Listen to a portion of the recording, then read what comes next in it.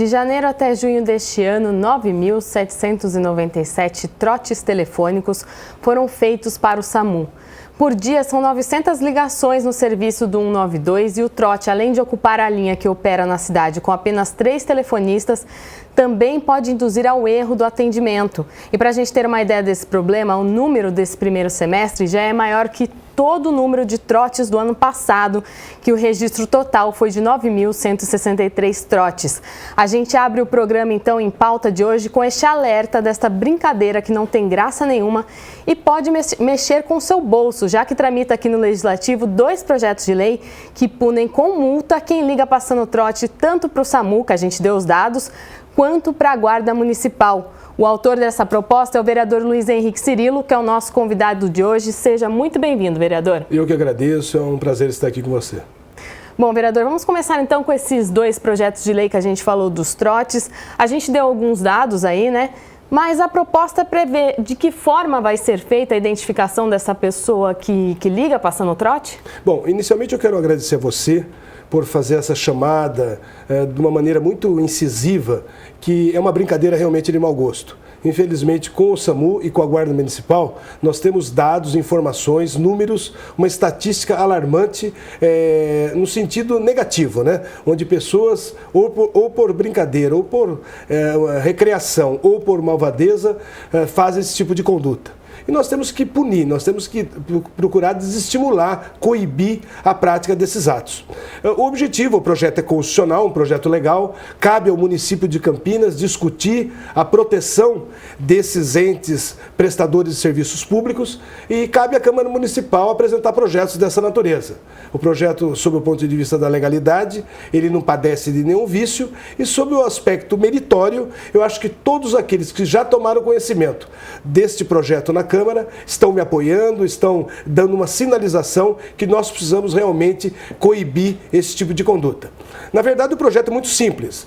O SAMU ou a Guarda Municipal, ao tomarem conhecimento ao ter contato com uma ligação telefônica, existe já um registro destas entidades das ligações. No caso do SAMU, onde às vezes pode ser direcionado uma ambulância, uma prestação de serviço de saúde, uma emergência, e para a Guarda Municipal, onde às vezes pode estar ocorrendo um roubo, né? Um latrocínio ou mesmo uma agressão à mulher. Ou seja, os minutos são preciosos. E o que nós temos visto é que, às vezes, num caso como esse, de um trote telefônico, nós perdemos elementos, nós perdemos médicos, nós perdemos uma ambulância, nós perdemos uma viatura da Guarda Municipal, destinando a uma diligência que, na verdade, não existe, né? Em prejuízo de pessoas que estão sofrendo um problema de saúde ou sofrendo um crime propriamente dito. Então, o projeto ele obriga que, tão logo a Guarda Municipal ou o SAMU tem o conhecimento que aquela ligação foi um trote, ela poderá enviar à telefônica uma solicitação para saber quem é o assinante e tão logo ela tem essa informação, o Poder Público Municipal poderá cobrar deste assinante um valor de 150 fix, que equivale a alguma coisa em torno hoje de R$500, e em caso de reincidência até 300 fix, ou seja, aproximadamente R$1.000. E o proprietário da linha, ele vai poder ter o prazo de até 30 dias de apresentar sua defesa, justificar o motivo da ligação, muito embora, num primeiro momento, não possamos até entender que não haja motivo justificado por um trote, ou indicar aquele que utilizou da sua linha telefônica para fazer aquela brincadeira de mau gosto. E a partir daí será cobrado do cidadão, do proprietário da linha telefônica, para que possa efetivamente essa pena pecuniária, essa pena monetária, de alguma maneira desestimular aqueles que têm essa prática. Vereador, para o pessoal de casa ter uma ideia, olha só, tem um outro dado também que diz que uma mesma pessoa passou 3.000 vezes trote no mesmo dia para o SAMU. O senhor falou da multa e também da reincidência. Agora, muitas vezes a gente sabe que essas brincadeiras aí, esses trotes, são feitos por crianças e menores de idade. O projeto prevê como vai ser encaminhado nesse caso, quando for um menor de idade? Não, na verdade o projeto ele é bastante abrangente no sentido de estipular as regras gerais.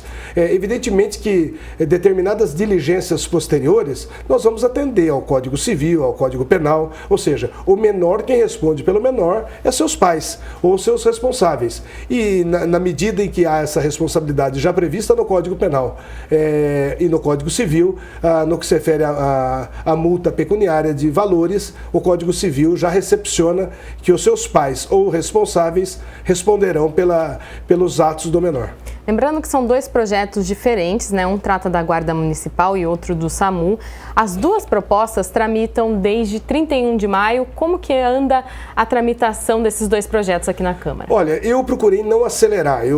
Estou permitindo com que haja o trâmite natural, permitindo com que todos os vereadores tenham conhecimento do projeto, que todos os vereadores possam discutir com suas bases, com as suas equipes de trabalho, para que a gente possa, sem qualquer interferência, por ser eu o autor do projeto, que tenha alguma celeridade. Eu sou o presidente da Comissão de Constituição e Legalidade, por nenhum momento, e nem deveria agir de outra forma, pedir para que houvesse celeridade no projeto, então está ocorrendo um trâmite normal, como ocorre com todos os projetos. A minha expectativa é que já para o mês de setembro, ou mais tardar o mês de outubro, esse projeto já tenha atingido a segunda votação e, em caso de votação favorável, ele já vai ser direcionado ao prefeito para que possa analisar ou sancionar e tornar lei no município de Campinas a proibição do trote ou vetar o projeto e justificando as razões. Lembrando você aí de casa que você pode acompanhar a tramitação destes e de todos os outros projetos aqui da Câmara no site campinas.sp.leg.br. O endereço está aparecendo aí na sua tela.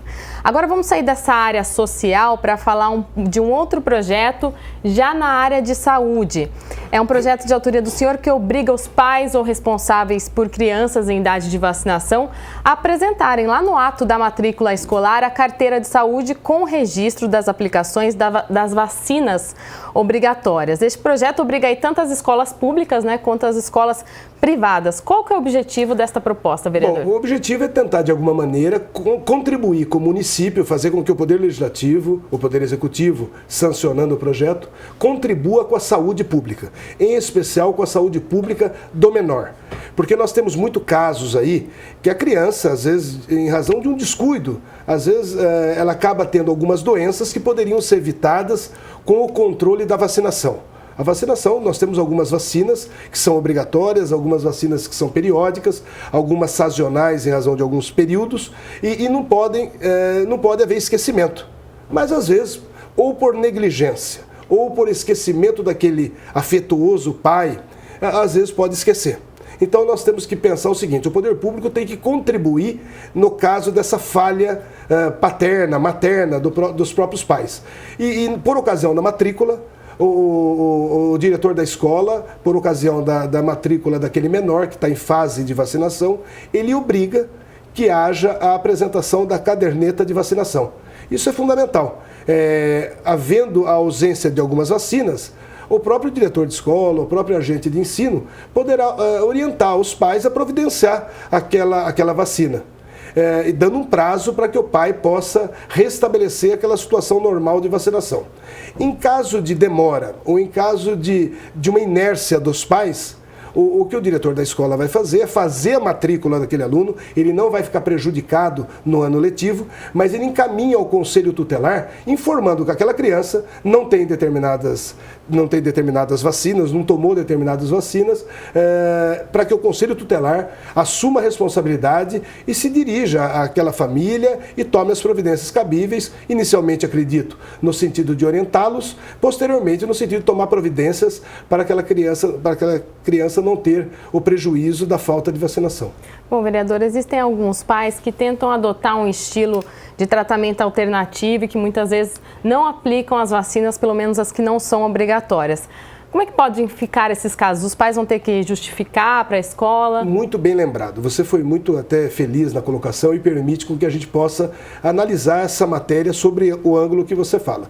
Nós temos que respeitar as opções dos pais. Agora, esses casos são exceções, né? A grande maioria das pessoas tem o hábito da vacinação, tem o hábito de ter a caderneta completa, no sentido de assegurar àquela criança todo tipo de prevenção a alguns tipos de doença. No caso peculiar de um caso ou alguns casos que possam o pai, por opção, não fazer a vacinação, ele que justifique a escola, e a escola encaminha ao Conselho Tutelar. Provavelmente haverá um consenso de permitir aos pais aquela opção de não vacinação. Mas aí é a opção do pai. O que nós estamos falando, o projeto visa aquele pai, aqueles pais que às vezes por esquecimento não deram o devido cuidado a esse assunto que é extremamente importante. Só lembrar você aí de casa que inclusive essa proposta vai para a segunda discussão em votação.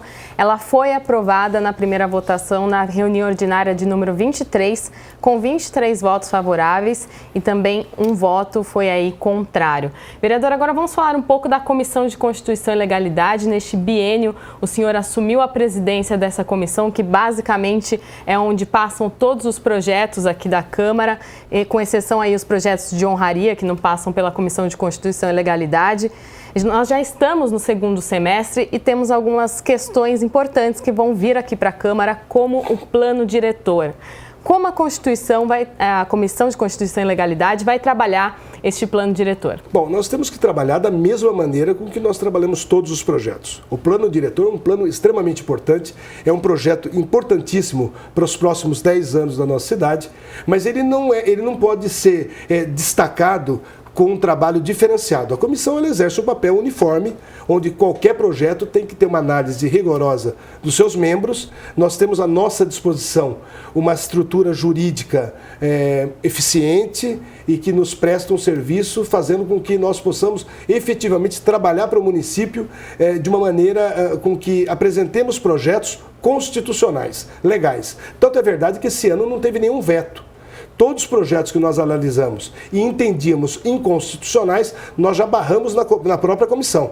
Os projetos que entendíamos, projetos legais, constitucionais, além de meritórios, todos eles foram sancionados pelo prefeito. Isso mostra um trabalho muito sério que a comissão vem exercendo. Eu estou no meu segundo mandato como presidente da comissão. Então a gente procura trazer alguma coisa daquilo que a gente aprendeu em outros momentos à frente da comissão, para tentar tornar essa comissão um trabalho público, transparente e sem qualquer preferência partidária. Nós não trabalhamos, independente da sigla partidária, da coloração partidária do autor do projeto, dentro da comissão, nós não vetamos e nem aprovamos em razão dessas condições. Isso mostra bastante equilíbrio, não há dentro do plenário qualquer tipo de discussão que possa denegrir a imagem da comissão, e isso eu entendo como salutar. Quanto ao assunto relacionado ao plano diretor, nós precisamos analisar sob o ponto de vista da legalidade. Nós temos que estar ao lado desse projeto a Constituição Federal, a Constituição Estadual e a Lei Orgânica do município, para que nós possamos efetivamente analisar sob o ponto de vista jurídico. Mas é importante deixar claro que esse projeto trará muitas alterações na cidade de Campinas. E precisa ocorrer mesmo isso. Alguns ajustes para tornar algumas áreas se permitir um tipo de atividade comercial e proibir outras até. E sob o ponto de vista da legalidade, nós vamos analisar apenas se as intenções apresentadas pelo prefeito municipal correspondem àquelas que a Constituição recepciona e dá liberdade para o mesmo fazer. Vereador, bom, lembrando o pessoal aí de casa também que as reuniões da Comissão de Constituição e Legalidade, as reuniões ordinárias, elas ficam disponíveis no youtube.com/TV Câmara Campinas. Por lá você consegue também acompanhar todas as discussões aqui do Legislativo. Muito obrigada pela sua presença, vereador. Eu agradeço a oportunidade. Você abordou 3 assuntos pertinentes, que vem ganhando corpo dentro dessa casa. A população, na medida que vem sabendo, toma conhecimento desses projetos, tem nos dado sinalização favorável, que é no caso de contrário a dar trotes no SAMU, contrário a dar trotes na Guarda Municipal e favorável também a obrigar que os pais apresentem a responsabilidade relacionada à caderneta de vacinação. E a você eu tenho que mais uma vez cumprimentá-la no sentido de dar a oportunidade para que nós possamos falar um pouco da Comissão de Constituição e Legalidade. Nós nos reunimos regularmente de 15 em 15 dias, essas reuniões são públicas, inclusive são publicadas no início do ano. Eu publico todas as reuniões que ocorrerão durante todo o ano para que possa a população, querendo participar, vir, escutar, evidentemente que num determinado momento, caso queira, eu abro para colocação, mas a reunião é estrita à comissão, mas é permitido que o público participe e possa dar suas opiniões. Está dado o recado e fica o convite para você em casa também participar aqui da Comissão de Constituição e Legalidade. Esta edição fica por aqui, até a próxima.